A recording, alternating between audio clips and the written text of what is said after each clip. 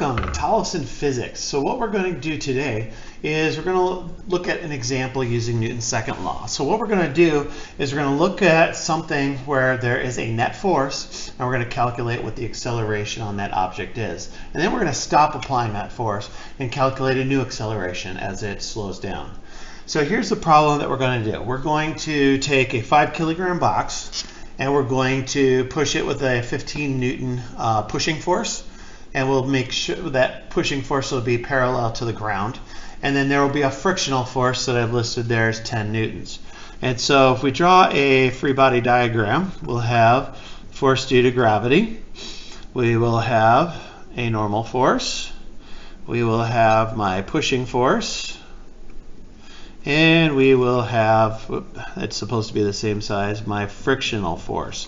So what I can do is I can add numbers to the things that I know. And so force due to gravity is going to be mass times the acceleration over its gravity. So 5 kilograms times 10 newtons per kilogram will give me a force of 50 newtons. Now, since there is only one down arrow and one up arrow, I know those are the same size, and so my normal force is 50 newtons as well. And then I gave the push force as 15 newtons and the frictional force as 10 newtons. So now what we're going to do is we're going to use Newton's second law. So the acceleration equals the net force divided by the mass to determine what the acceleration is in this particular case.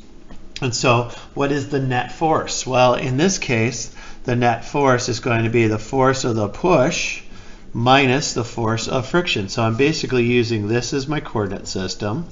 In the y direction, nothing's going on. Positive direction is to the right. In this case, I chose that because that's the direction of the acceleration, and I'll divide that by the mass. So what that's going to be, the net force is going to be 15 newtons minus 10 newtons. So that's 5 newtons, and then the mass is 5 kilograms. So this ends up being 1 newton per kilogram, which remember, that's the same as 1 meter per second squared. All right, so now what we're going to do is we're going to take that same situation, it's accelerating, and what happens when I let go? All right, so when I let go, my force diagram is going to change just a little bit.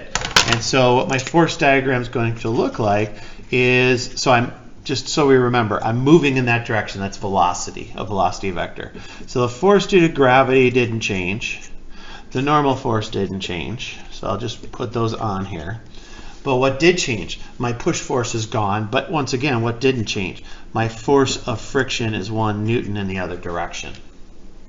All right, so what we're going to do, let me get a different color, is we will calculate the acceleration now. So same thing. I've got acceleration is the net force divided by the mass.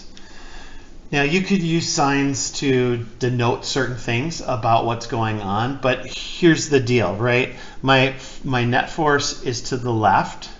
And so in this picture, I'm moving to the right, my net force is to the left. So I know my acceleration, the direction of my acceleration is going to be to the left.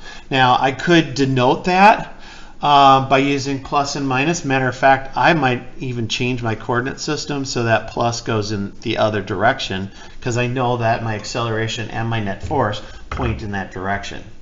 And so ultimately the direction of acceleration is to the left. So now my net force is just 1 newton, and it's still a 5 kilogram mass, and so my acceleration is 1/5 or 0.2 newtons per kilogram. And this is, at least the way I drew it here, to the left. So I try to avoid the use in my final answers of using a positive or a negative if I can talk about direction. So I could have assigned I actually did assign the left as positive, and that's why I got a positive result.